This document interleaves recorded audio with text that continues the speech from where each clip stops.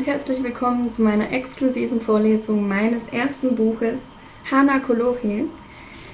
Ich habe leider kein ausgedrucktes Exemplar, weil ich das natürlich erst heute oder morgen veröffentliche. Ich habe hier einfach mal so ein bisschen laienhaftes Cover ausgedruckt, dass ich schon mal was zum Vorzeigen habe. Es wird natürlich dann ein bisschen größer sein als das hier.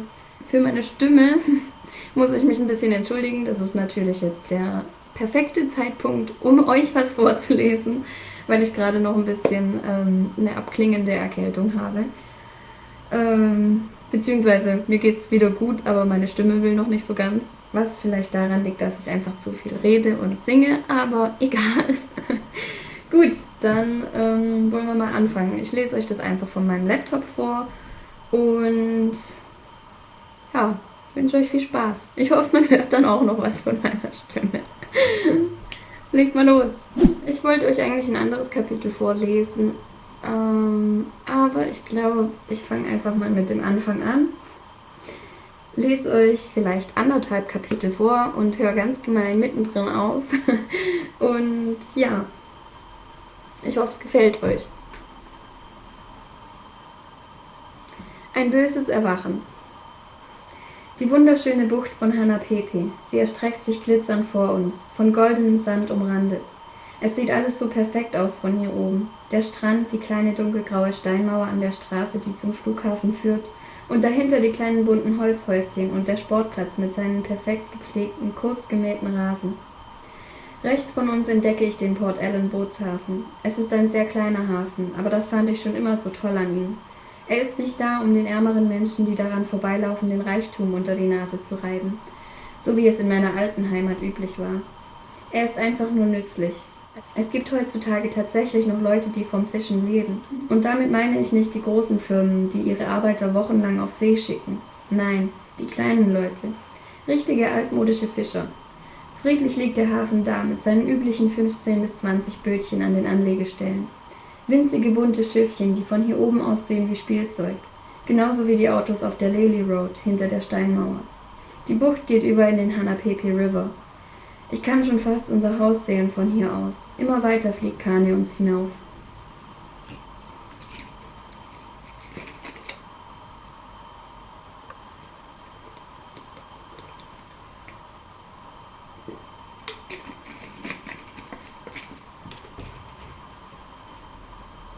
Ich schaue zu ihm rüber und er grinst mich an. Den Steuerknüppel in der Hand und das Headset mit den viel zu großen Kopfhörermuscheln auf seinem Kopf. Ein Wunder, dass er so etwas überhaupt aufzieht. Es könnte ihm schließlich die perfekte Surferfrisur zerstören. »Wohin, Prinzessin Hana?« fragt er in seinem gewohnt neckischen Ton. Dieser Ton, der mich immer so genervt hat, erfüllt mich jetzt mit so viel Vorfreude und Aufregung. »Einfach nur weg«, entgegne ich ihm. »Zeig mir das Paradies, von dem hier alle sprechen.« Sein Grinsen wird breiter und wir fliegen immer höher mit dem geliehenen Hubschrauber seines Dads. Normalerweise mache ich so etwas nicht. »Wer bist du? Warst du nicht verschwunden?« Die alte Henne hat so etwas häufig gemacht. Sachen geklaut, sich mit Freunden in Abenteuer gestürzt. Mulmig wird mir dabei schon. Etwas ist nicht richtig. Vielleicht, weil Kane nicht wirklich mein Freund ist. Nein, das kribbelige Gefühl ist Aufregung. Ich will das. Ich brauche das. Vor allem jetzt. Ich wusste, dass Kane die richtige Wahl ist. Er ist wie die alte Henne. Er versteht sie. Ich dachte, sie würde nie wieder zu mir zurückkommen. Ganze 4 Jahre war sie weg. Wir nehmen Kurs auf den Hana Pepe Park. Alles, was ich sehe, ist grün. »Auf ins Paradies!« höre ich Kane über meine Kopfhörer dröhnen. Die Sonne blendet uns durch die Windschutzscheibe. Etwas stimmt nicht. Sagt Kane, du willst umdrehen. Nein. Aufregung, Abenteuer. Lass die alte Henna leben. Lass sie tun, was sie braucht. Doch dann dreht sich mir der Magen um. Kane, kannst du landen? Mir wird übel. Was? Jetzt wird es doch erst richtig schön, Prinzessin. In ein paar Minuten sind wir im Paradies. Nein. Etwas stimmt nicht. Raus, wir müssen raus. Bildfetzen. Grün, rot, Kane schreit. Alles dreht sich. So viel rot. Meine Arme sind rot. Dornen stechen mir in den Rücken. Ich liege irgendwo in der Wildnis. Alles mit Rot begossen. Ich sehe Bilder, die in Blitzen auftauchen. Eine Steinwand vor uns. Ein dicht bewachsener Berghang. Wo ist der Hubschrauber? Wo ist Kane? Haare werden mir ins Gesicht geweht. Auch sie sind rot. Es ist so laut. Ich höre Rauschen, ich höre Prasseln und dann die Schreie. Hannah! Hannah! Ich bin stumm. So viel Rot, so viel Grün. Bin ich im Paradies? Wo bin ich?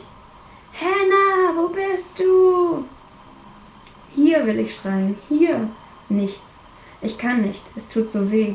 Ich kann nicht atmen. Es ist so schwer. Etwas liegt auf mir. Ich kann nicht atmen. Alles ist nass. Es piepst. Immer wieder. Piep, piep, piep, piep. Wieder rot. Rot und weiß. Die Leichen. Überall Tote. In Krankenhausbetten, in Autos, auf den Straßen. Ich sehe, wie ein Kind im Baum hängt. Ich sehe ein totes Tier im See. Fetzen. Ich sehe nur Fetzen. Ich sehe den Weltuntergang direkt vor mir und ich bin allein. Es ist still, viel zu still. Plötzlich kommt ein zertrümmertes Gesicht auf mich zu. Blut verschmiert, mit weit aufgerissenem Mund stürzt es sich auf mich. Louis! Krächze ich. Ende Kapitel 1. Soll ich noch ein bisschen weiterlesen? Ja? Nein? Ihr könnt es ja in die Kommentare schreiben und ich werde das dann nicht jetzt sehen. Ja, ich lese noch ein kleines bisschen weiter, damit ihr merkt, dass das gerade alles nur ein Traum war. Jetzt habe ich das Geheimnis verraten.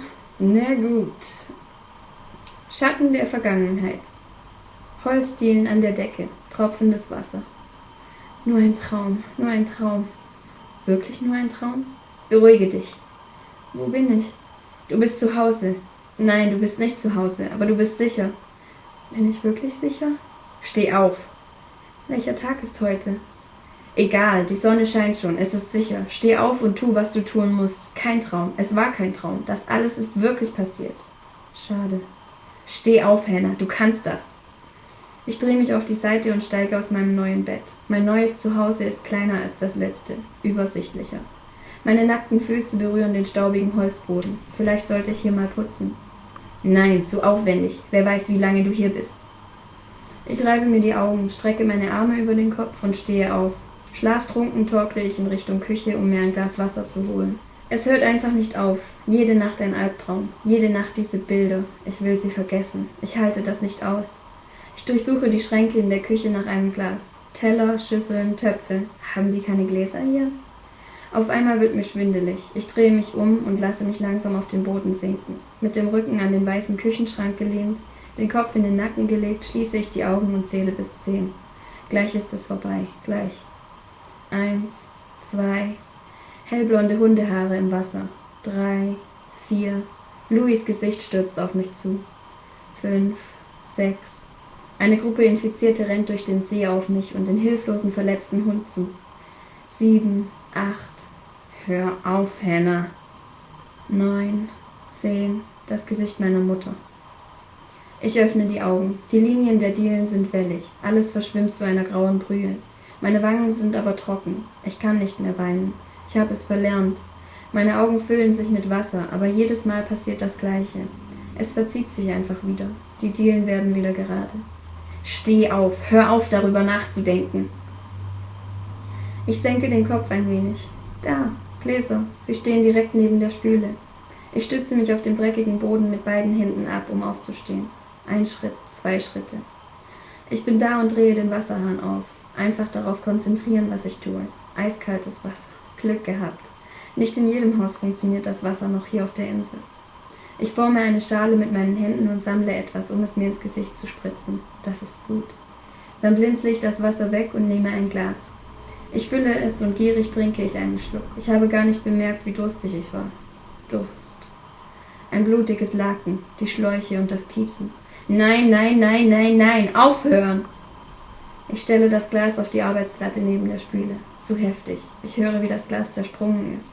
Nein, du Tollpatsch! Atme, atme und sieh nach vorne, vergiss den Rest! Langsam gucke ich zu dem Glas und löse meine Hand. Nur ein Sprung, keine Scherben. Gut. Keine Scherben bedeutet kein Blut. Kein Blut bedeutet Sicherheit. Sicherheit bedeutet Leben. Du willst leben. Atmen. Du musst einfach nur atmen. Okay, kurz ins Bad und dann los. Ich streiche mir die Hände an meinen Shorts trocken. Eine schlechte Angewohnheit. Mom würde mich tadeln, aber das ist jetzt alles egal. Meine liebe Adoptivmutter ist nicht mehr da. Ich glaube zwar nicht, dass sie noch lebt, aber woher soll ich es wissen? Ich habe sie nach meinem Unfall nie wieder gesehen, genauso wie den Rest meiner Familie.